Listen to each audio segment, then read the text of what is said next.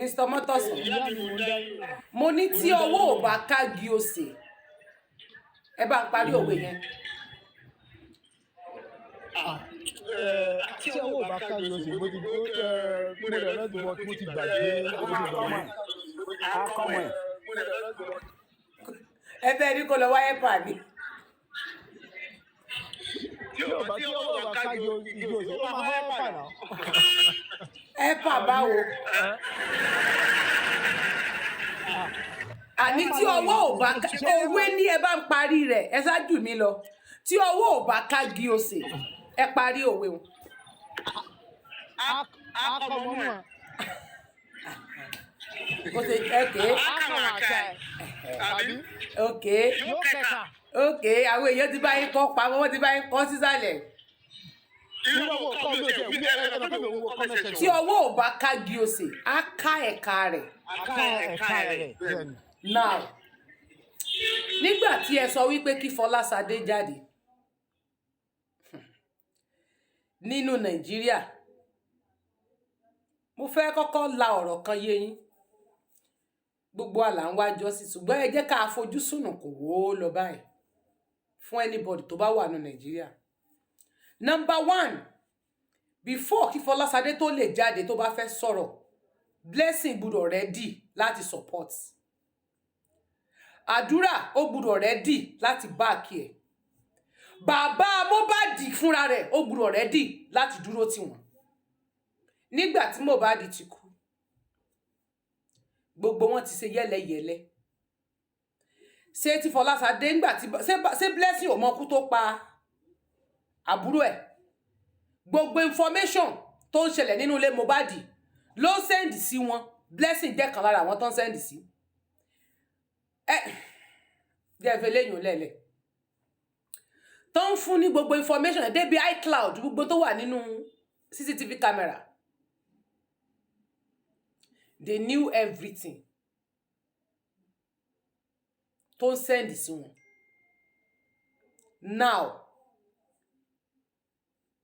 now tí Blessing bá fẹ́ sọ̀rọ̀ tí ẹ bá fẹ́ kí ìyá Fọláṣadé sọ̀rọ̀ ṣé Blessing ti ready láti support ẹ̀ wọ́n á rí wípé àárẹ̀pọ̀ ti rí èèyàn kan náà nínú Nàìjíríà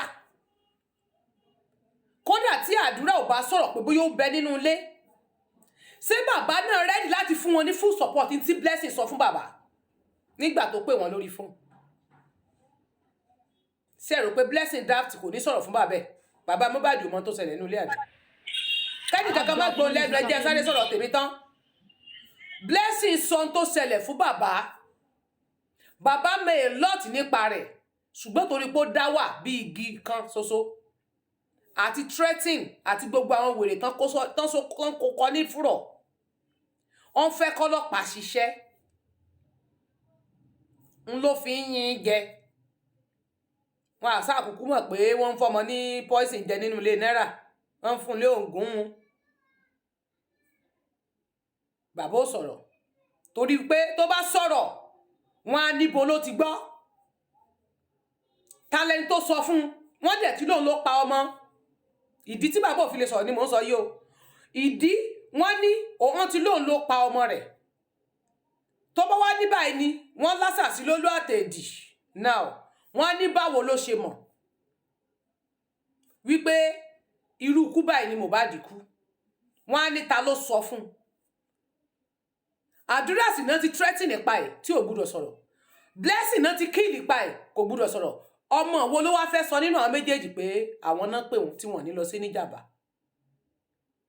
á dákẹ́ pa síbẹ̀ níbi pé òun gbọ́ nǹkan kan kò ní wí ń pa á dákẹ́ ni pé kí ọlọ́pàá ṣiṣẹ́ kí ìjọba kó gbé ìgbésẹ̀ kó tó bá ṣiṣẹ́ débi tó ṣe dé tó bá wá yá ó ṣeṣe kó wá padà tó bá rí tán bá padà mú ẹni tó yẹ kán mú àwọn náà wá fi yòókù sí torí tó bá ní Blessing sọ nǹkan báyìí ẹ rí i pé kò dárúkọ kò sọ pé Blessing gan ló pè òun nígbà tí wọ́n ń bọ̀ ẹ rí i pé bàbá ò sọ pé Blessing ti kọ́kọ́ pè òun pé Mohbad ti kú ẹ gbọ́ gbólóhùn tí bàbá sọ ó lóun lo ọgbọ́n àgbà òun lo pé òun ò ní padà tí ìbá sí ọ̀rẹ́ bàbá Mohbad tó lọ pè lọ́dọ̀ blogger yìí ní UK tí ìyẹn tú gbogbo ẹ̀ pé Blessing ti kọ́kọ́ pe bàbá kí ìyá Blessing gan tó pè wípé Mohbad ti kú wọ́n ti pe bàbá látọ̀sán ni mo fi ní wọ́n pe bàbá látọ̀sán bàbá tẹ̀lé dúró sínú ilé ẹ má ti wá o kankan báyìí nǹkan báyìí ti ṣẹlẹ̀ o ni bàbá fi sọ wípé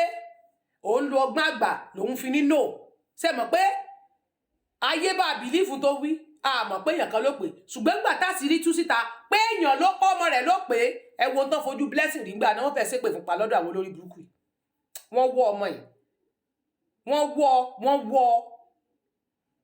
wọ́ ọmọ yìí o débi pé wọ́n tún àwọn kan tún ní bàbá ẹ̀ ń bá a sùn ẹ̀ tún rí irú ẹ̀ wọ́n ní bàbá rẹ̀ ń bá a sùn ẹ̀bẹ́ ẹ̀ mọ oríṣiríṣi allegation kan fi kan ọmọ yẹn torí wípé wọ́n ní èèyàn tó dúró tán tí ó sọpọ́ọ̀tì wọn tán bá lẹ́ni tó dúró tán tí ó fún wọn ní full support I'm very sure pé gbogbo wọn tó wáyé pé wọ́n wà ní kóòdù ṣé wá rí ìyá Mohbad tí wọ́n ti húùkù jọ tán ti húùkù tán ti pè sẹ́yìn mọ̀ ẹ mọ̀ bí tán gbé ìyá Mohbad lọ mo ń béèrè lọ́wọ́ yín ni o gbígbé tán gbé ìyá Mohbad sẹ́yìn mọ̀ bí tán gbé lọ gan mo fẹ́ sọ ọ̀rọ̀ kan fún yín lénìí before kí Ìyábọ̀ Òjó ẹlẹ́sẹ̀ gbígbẹ́lẹ́ alábẹ́ bí abẹ́ oró yẹn kó tó jáde wá pariwo ó ti kọ́kọ́ lọ sílé Mohbad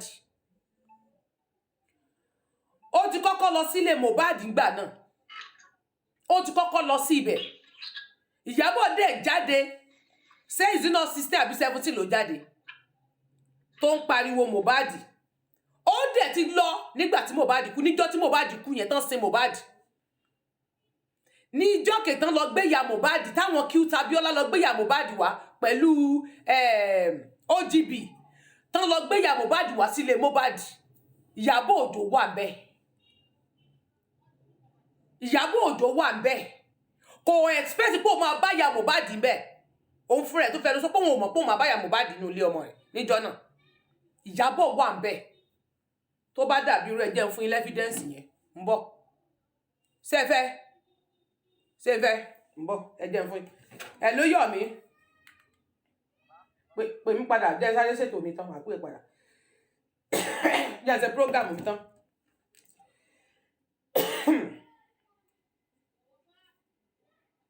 mo fẹ́ kí gbogbo á fi ara balẹ̀ ká gbọ́ ètò yìí màá fẹ́ ká farabalẹ̀ gbọ́ sóò yìí ẹ bá mi mute kí gbogbo everybody bá mi mute mo fẹ́ ká gbọ́ Ìyábọ̀ lọbẹ̀ before kó tó jáde yẹn kó tó wá pretend bí pé òun ò tiẹ̀ tí ì rí wọn rárá.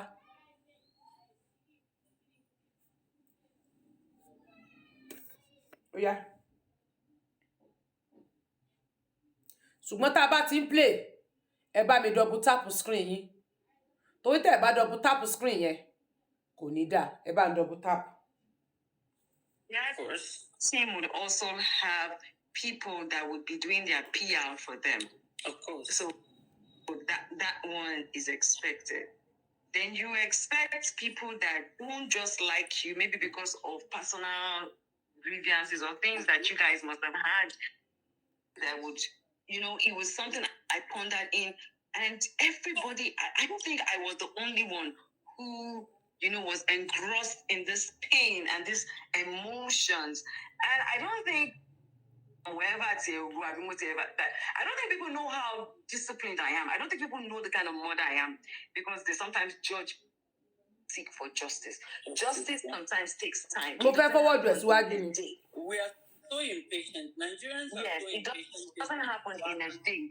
So, and you cannot say because of all the numerous distractions.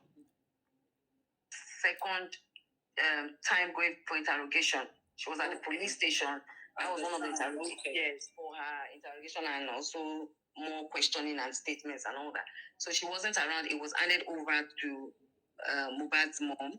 And I think Mohbad's mom handed it over to Mohbad's brother or lawyer or something like that. So that is between them. So every money that has been donated has been either donated as mother for the boy's account, which is Mohbad's son's account, and they requested for the mother's account, and I think the father's account, I'm not too sure.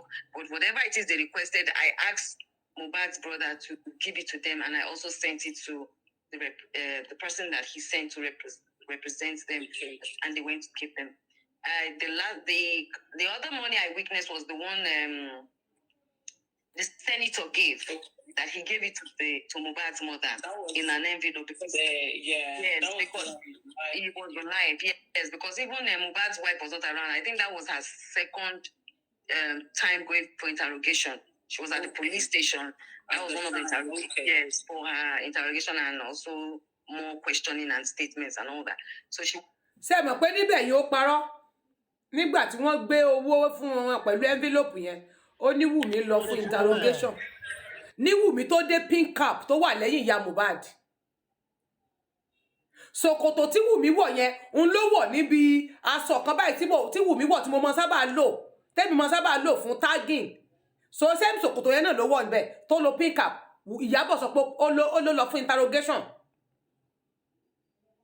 ṣe rírọ́ ṣe rí pé bá parọ́ ó ní kò síbẹ̀ torí wọn ò mọ̀ pé àwọn èèyàn máa mọ̀ pé Wùmí ni ó lo cap ló ń sọ̀rọ̀ sí ìyá Mohbad lẹ́yìn. Wasn't around, it was handed over. Oh, let up. Mohbad's mom, and I think Mohbad's mom handed it over to Mohbad's brother or lawyer or something like that. So that's. Ó ní owó tán gbà ńdọ́ yẹn ó gbé ìyá Mohbad tó pé àti ìparí tí Wùmí ti náwó báyìí àti Dàrósà wọn ti parí Wùmí Dàrósà wọn rò pé ti pa kámẹ́rà ni náà ti náwó tán fẹ́ gbowó lọ́wọ́ ìyá Mohbad. So every money that has been donated has been either donated into the son's account, the mother's account, the father's account.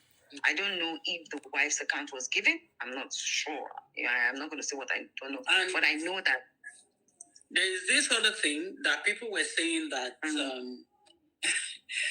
that you they call him, I think, cultist or something. Oh yeah, ẹ jẹ́ ká lọ bí ẹ̀yà mo ti fẹ́. Ẹni sùúrù mo ti fẹ́ débi tí mo lọ. That he gave it to Mohbad's mother. Ẹ tẹ́tí yín bí o. Yes, because ibi tí mò ń lọ ni mo dé. Ìyábọ̀ ti kọ́kọ́ lọ before kó tó jáde. Ìgbà táwọn OGB ìyẹn Curtis yẹn tán lọ gbé ìyá Mohbad wá sí Lẹ́kì àti Cute Abiola. Ìgbà ẹni Ìyábọ̀ débẹ̀ ẹ máa gbọ́. It was live, yes, because even Mohbad's wife was not around. I think that was her second time going for interrogation. She was at the police station. That was one of the interrogations. Yes, for her interrogation and also more questioning and statements and all that. So she wasn't around. It was handed over to Mohbad's mom. And I think Mohbad's mom handed it over to Mohbad's brother or lawyer or something like that. So that is between them. So every money that has been donated has been either donated into the son's account, the mother's account, the father's account. I don't know if the wife's account was given. I'm not sure. I'm not going to say what I... Ṣé rí bó ṣe parọ́ ńbẹ̀ yẹn? Ó ní gbogbo owó tí àwọn ó ní brọ́dà ìyá òun ò mọ̀ bóyá ìyàwó fi àkáǹtì sílẹ̀. Ṣé rí pé Ìyábọ̀ Òjó èsèyàn gidi? Kọ́mọ̀ bá sọ pé lówó lọ́wọ́. Ẹ̀yà. But I know that there is this other thing that people were saying that that you guys went to visit Mohbad's mom in Mohbad's house, but couldn't go to visit Mohbad. Ṣé ẹ ti rí báwọn ẹ máa gbọ́ bí o lady yìí béèrè lọ́wọ́ ẹ̀ pé wọ́n ní àwọn èèyàn lọ fíṣítì ìyá Mohbad àti Wùmí nǹkan kan nílé bọ̀ wọ́n lọ bá bàbá Mohbad ní Lẹ́kì ibẹ̀ ló ti sọ ní Kòròdú ibẹ̀ ló ti sọ àwọn ìgbà tó lọ sọ́dọ̀ Wùmí ẹ bá mi double tap mo rí pé ẹ ń jẹ́ ètò ń wálẹ̀ ṣe fẹ́ sánkú ni ṣe fẹ́ sórí ibú ń bẹ̀ ẹ tún ti débẹ̀ ó yá mọ̀ gbọ́. Dad. In Ikorodu. Okay, so I did not go to visit Mohbad's mom. I went to visit Mohbad's wife. Good. I did not went to visit Mohbad's mom. I went to visit Mohbad's wife. Kò mọ̀ pé màmá máa wá wà ńbẹ̀. Ó yá. Oh, lè flag bá ń double tap ní bá ń tẹ like lọ́ọ̀fù. Do you understand? That's verification. Yes, I did not go to visit Mohbad's mom. I personally, I have friends that has lost, friends that their mom has lost maybe their siblings or something like that. I don't know how to go and greet an elderly person. Do you understand? I think Mohbad's mom was the first person to mom you understand? And like, I mean, I didn't know she was, the first time I went there, I didn't know she was there. Okay. I went there to see Mohbad's wife. I didn't know I was going to meet her there. I had seen a video that she did, that she came to Mohbad's house, you know, that I think... ṣé ẹ̀yin tẹ́ gbọ́rọ̀ ń tẹ́ ti gbọ́ bẹ́ẹ̀ yẹn ìjọ ènìyàn Mohbad ṣe fídíò jáde tó ní mi ò kú o àṣẹ Ìyábọ̀ wà ńbẹ̀ ìjọ ẹ̀ ló sọ pé lọ́jọ́ Monday ó níyàwó lòun lọ kí lè kìí ṣe ìyá òun ò mọ̀ pé òun máa bá yà ńbẹ̀ ṣé ń gbọ́ mi oníjọ ẹ̀ ni wọ́n ṣe fídíò tí ìyá Mohbad ṣe fídíò yẹn tó fi sọ̀rọ̀ pé òun ò kú o kìnìkan ṣe mọ̀ pọ́tọ̀ ní eléyìí táwọn gbogbo wọn jọ lọ bọ̀ títí tó kọ́ máa lọ bẹ̀ ló sọ pé ìyá Mohbad ṣe fídíò àwọn kí Abíọ́lá wà bẹ̀ ìyá Mohbad ó dẹ̀ pretend bíi pé kò rí ìyá Mohbad rárá ó dẹ̀ wá padà fò jáde lẹ́yìn ìgbà yẹn ó padà fò jáde ó sọ̀rọ̀ ẹ máa gbọ́. Abíọ́lá went there, but I didn't know whether she was living there or that day she just went there. Do you understand? But I just said to myself, let me go and pay my respect to Mohbad's wife. Where does he stay? They told me where he stayed. I got there. Now, on my way getting there, I found out that Mohbad's mother too was around. Okay. Do you understand? Mm-hmm. So I was like, okay, no problem. Since Mohbad's mother is around, I will see them. But I was a little bit, because I really don't know how to. I don't know how to really, you understand? I do this thing. Everybody has them. Wùmí ò lọ fún interrogation.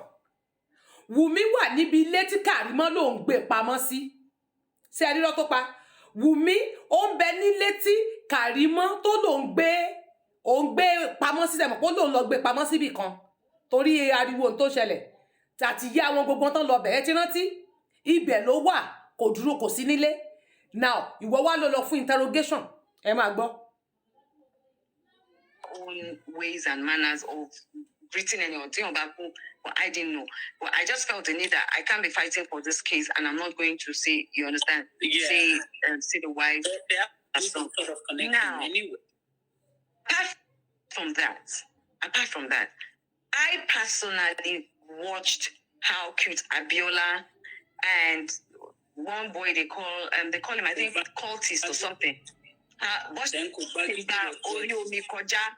When they went for the burial. Oh yeah. I go to Ikorodu, Malon Shishembe. I know the way it is, right? So I don't feel that safe. Let me use that word.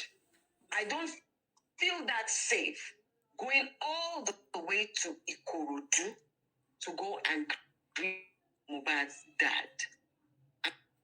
Am I making that clear? Of course. Because of what I saw, the way I saw the Wala, because I called Cute Abiola after the video. What happened? And he narrated, do you understand that the whole thing, blah, blah, blah. And he told me the place is far, you know. So, and I said to myself, wow, do you understand? No Wala. So if Mama Mohbad was also in Ikorodu, I would not have gone. God bless you. You've just answered it. Do you understand? I would not have gone. Ejeka. A máa play rẹ̀ lọ́la yòókù. Ṣé ẹ gbọ́ ńbẹ̀ yẹn Ìyábọ̀ lọ bẹ̀ before kó tó di pé gbogbo àwọn tó kí díke gbogbo wọn lọ.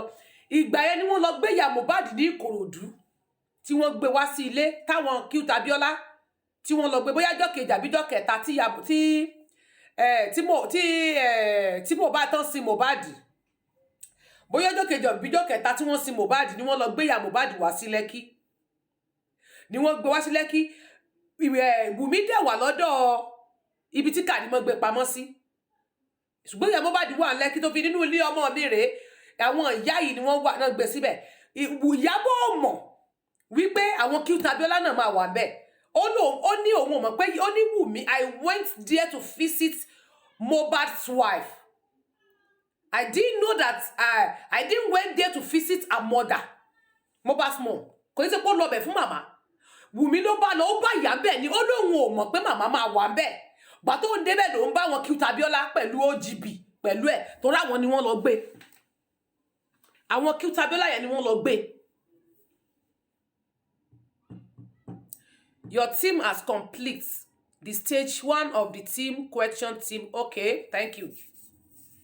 Now, ṣẹ́yìn náà wá rí wípé ẹ̀yin sẹ́yìn wá mọrú treating tí wọ́n ti fún ìyá Mohbad nígbà tí wọ́n gbé wálé. Sẹ́yìn ti mọ gbogbo tí wọ́n ti ṣe fún nígbà tí wọ́n gbé wálé. Nígbà tó ń sọ ọ̀rọ̀ kí ó tabẹ́lẹ́ kọ́kọ́ sọ̀rọ̀ ńgbà yẹn pé ìyá Mohbad ó sọ ọ̀rọ̀ nípa bàbá Mohbad fóun ìdí tó wọn ò fi lè gbá bàbá gbélé ibi tó ogun ti kọ́kọ́ bẹ́lẹ̀ sórí social media náà. Kí Abíọ́lá ló kọ́kọ́ sọ̀rọ̀ sí bàbá Mohbad níta gbangba. Òun ìkan náà ló sọ pé òun ò gbé mọ́tò, òun ṣe máa ra mọ́tò fún bàbá tó yẹ̀yẹ́ má nìyẹn ń gbá yẹn táwọn èèyàn sọ pé àwọn ra mọ́tò fún bàbá, ra mọ́tò fún bàbá tó kọ́kọ́ lọ yẹ̀yẹ́ ẹ̀mọ̀nyàmọ̀nyàmọ̀ ń ta ọmọ kékeré ọmọ ọdún mélòó ni Kí Abíọ́lá. Kí Abíọ́lá ò ti wọ 30 years old. Ṣé torí wípé ó ti wá rówó sìn, wọ́n ti rówó olóṣèlú kó jẹ, ó ti wá tó bí ó ti yọkùn gbogbo 2020 bó ṣe rí bí ọ̀pá rẹ̀ bó ṣe rí kékeré ní 2020 ní 4 to 5 years ago bó ṣe rí tíngírín ní tírun ẹ̀ ń dán gbinrin ọmọ ọdún mélòó ni Kí Abíọ́lá ò tí ì wọ 30 years. Òun ló kọ́kọ́ dá wà ló kọ́kọ́ bẹ̀rẹ̀ sí ní sọ̀rọ̀ sí bàbá Mohbad pé màmá sọ a lot fóun ibi táwọn Ìyábọ̀ náà ti gbà wọlé nù. Wọ́n wá lu ọ̀rọ̀ òṣì. Ṣé ẹ mọ̀ pé torí pé àwọn èèyàn ń bú ìyá Mohbad nínú ilé bàbá Mohbad nílé wọn nígbà tán sin ìmọ́lẹ̀ tán fi ń bú ìyá Mohbad pé ó gbọ́mọ sílẹ̀, oúnjẹ ọmọ yín ò lè dùn lẹ́nu ẹ o kíní kò lè dùn lẹ́nu ẹ o fọmọ sílẹ̀, ìwọ lọ síbẹ̀ yẹn o lọ fẹ̀ sínú ilé o lọ ṣe kìnì kan ò lè ṣe kìnì gbá ládògí èrò wá wọjà níjọ́ tán sin Mohbad, níjọ́ tán sin níjọ́ kejì tán sin Mohbad tán bẹ̀rẹ̀ sí ní bú ńjọ́ náà tán bẹ̀rẹ̀ sí ní fún lépè ń làwọn èèyàn fi ń sọ wípé kí lóde tó náà fi ọmọ sílẹ̀. Wáì tó fọmọ sílẹ̀ ibi tán gbà wọlé sí lára nù ló ń wá sọ stóórì ń tó fa sábàbí tó fi kúrò nínú ilé bàbá Mohbad. Ó sọ stóórì bó ṣe kúrò níbẹ̀ ń tó sọ nìyẹn. Ibẹ̀ náà wá gbà wọlé sí lára. Ìyábọ̀ dá nǹkan rú, Ìyábọ̀ bà nǹkan jẹ́. Tó o bá mọ̀ pé o bà nǹkan jẹ́, o bà nǹkan jẹ́, o ò mọ létò ṣùgbọ́n wàá gba ẹ̀san. Wàá gba ẹ̀san. Àìmọye lọ́tọ̀ fọ̀rọ̀ tó sọ nípa ọ̀rọ̀ DNA test tó ní bàbá máa lọ ṣe DNA test. Wùmí sọ fún wọ o pamọ́ lẹ́nu o dẹ̀ gbé wá sórí social media níbi tí thousands of people ti ń wò. A lot of people ti kọ́ tiẹ̀ wípé bàbá Wùmí sọ pé bàbá máa lọ ṣe DNA test náà because of ọ̀rọ̀ tẹ́ fi wá ìyá Mohbad lẹ́nu tí ìyá Mohbad dẹ̀ sọ̀rọ̀. Pẹ̀lú ọ̀rọ̀ tẹ́ fi wá ìyá Mohbad lẹ́nu tó sọ síta ẹ ti wá wò ìyá Mohbad lóní alágbèrè òun ò wá ríra rẹ̀ bẹ́ẹ̀ ẹ ti threatening ẹ ti fi gbogbo ẹ̀ ṣe ó ti wíìkì ẹ ti fún ní nǹkan jẹ ẹ ti ṣe gbogbo ẹ̀ sí ọpọlọ rí ò pé mọ́ ó kàn ń sọ̀rọ̀ bí ọmọ bí arìndìn ó ń ṣe bí arìndìn bí ọ̀dẹ̀ ó ti gbàgbé pọ́mọ ló kú pẹ́yìn ń jayé tiyín. So ẹni tí ó bá jáde nínú Nàìjíríà bí Fọláṣadé ò bá sọ̀rọ̀ ẹ gbọ́rọ̀ tó sọ ni ó ní ó lóun ti jà ó láìmọye ìgbà mi kan ti fà ńlá sọyá ó lóun fẹ́ jà ní ìbẹ̀rẹ̀ oníkàrímọ́ ló fèsì ń gbà náà ẹlẹ́ẹ̀kejì ó láìmọye kan ti fà ńlá sọyá lórí ìjà yìí náà ó ní tóun bá sọ̀rọ̀ tí àti òun bá ní bẹ́ẹ̀ kọ́ lórí ńkọ́ sóòtó akọ ẹ̀bọ́n ló lọ́mọ nígbà tí àbúrò bá sọ̀rọ̀ tí ìyá ọmọ ní kò rí bẹ́ẹ̀ tí àbúrò sọ̀rọ̀ tẹ́gbọ́n sọ̀rọ̀ tí bàbá náà ta kété sọ̀kan ṣé kán lọ pa òun dànù ni tó bá rí full support ṣe bá rí full support orí social media òun kọ́ ni full support ní Nàìjíríà ṣe rí bàbá Mohbad ọ̀rọ̀ rẹ̀ dàbí tẹ́ bá wò pé bóyá torí pé bàbá ń bọ́ta ṣé gbogbo nǹkan tí bàbá ń ṣe fún yín ẹ rí bí kéèsì yẹn ṣe ń slow ẹ rí pé ó slow gan ẹ mọ̀ páwọn kan náà ń darí bàbá náà ẹ mọ̀ pọ́n ń darí bàbá ṣe rí ohun tí wọ́n fi lè pa bàbá pẹ̀lú gbogbo àwọn nǹkan míì tó ń sọ ni pé ṣe rí wọ́n ní ọ̀rọ̀ tí wọ́n ní kólókóló tá a so má já lọ́rùn ó ní ọ̀rọ̀ bàbá Mohbad sí àwọn olórí ibú yìí sẹ́yìn ò gbọ́ bí Wùmí ṣe halẹ̀ mọ́ bàbá Mohbad ní orí fún ṣé Fọláṣadé ní òní ní kán lọ lù pamọ́lé ní ó sọ pé kán mọ́ lọ lù pamọ́lé ní òní kán wọ́n lọ ṣe léṣe mọ́nulé sẹ́ni tí àwọn ẹbí bá dìde léni kódà kí ìyá Mohbad má dáhùn sẹ́ni tí Dàrósà bá dìde kí Blessing kódà kí Dàrósà mọ́ sọ̀rọ̀ Blessing ti tó àti ìyá àti Fọláṣadé tí Blessing bá dúró pé bí ìyá Mohbad bí ìyá Fọláṣadé bá ṣe ń gbà á káwọn dàrósà kan pretend pàbí pé àwọn ò gbọ́ kankan àdúrà kan mọ̀ ju information fún wọn kan dákẹ́ kí blessing dúró kó mọ̀ fún wọn kí bàbá náà wá máa mú látòkè wá wọn á sọ̀rọ̀ ṣùgbọ́n torí wípé tán bá sọ̀rọ̀ sí wọn ò ní ṣe wọ́n léṣe ṣé tán bá pa wọ́n sí social media ló máa gbà wọ́n lẹ̀ àìmọye tán ti parú ẹ̀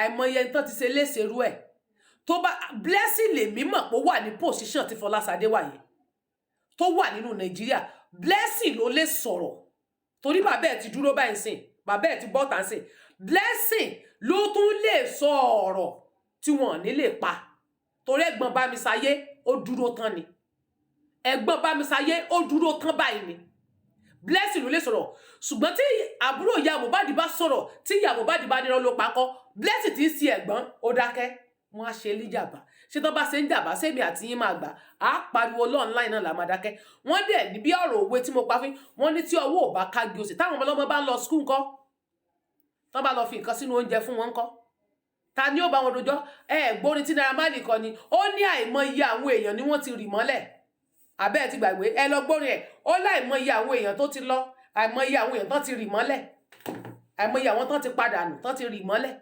sórinu tẹ́ ẹ̀ ní gbọ́n pín ẹ̀ẹ̀mọ Ẹlẹ́gùṣì beach yẹn ẹ̀mọye àwọn èèyàn tán ti ṣe léṣe síbẹ̀ tẹ́ ẹ̀ ní gbọ́ kéèsì ẹ̀ gbà tẹ́ ẹ̀ wí gómìnà ní ńgbà tí gómìnà ńgbà tá àti ẹ̀ ń bú ti wù mí pé wọ́n sọ pé àtùkùtùkù Mohbad lọ́nà ọ̀run gómìnà tí ń ṣe orí tó ń ṣe gómìnà ìlú tí wọ́n wà state tí wọ́n wà ó ní ṣé Mohbad ló máa kọ́kọ́ kú ni ẹ wá láwọn wèrè yìí sọ àwa tara lára ìjọba ṣé ìjọba gan ò ti kọ́kọ́ sọ pé sóun ló máa kọ́kọ́ kú ìjọba fúnra rẹ̀ ti ní sóun ló kọ́kọ́ máa kú ẹ wá ní kìnìkan àní kí Mohbad jà kó jà ṣe wá ra wọn tí àṣírí yẹn wà ní ọwọ́ wọn ojoojúmọ́ ní fi ń sọ fọ́lọ́run o ó fẹ́ kí ẹni yìí kí nǹkan kan ṣẹlẹ̀ bí nǹkan kan ṣe ṣẹlẹ̀ láàrin Kẹ̀rímà àti àwọn ẹbí ẹ̀ kí nǹkan yẹn ṣẹlẹ̀ kó má lè fara gbà á kó fún ọ sí yàmàyàmà sí ìta kó fún ọ síta kò sì jẹnu mo ti dákẹ́ mo dúró ná mo ti sọ èyí tí mo dúró ná ẹ ṣeun ire o.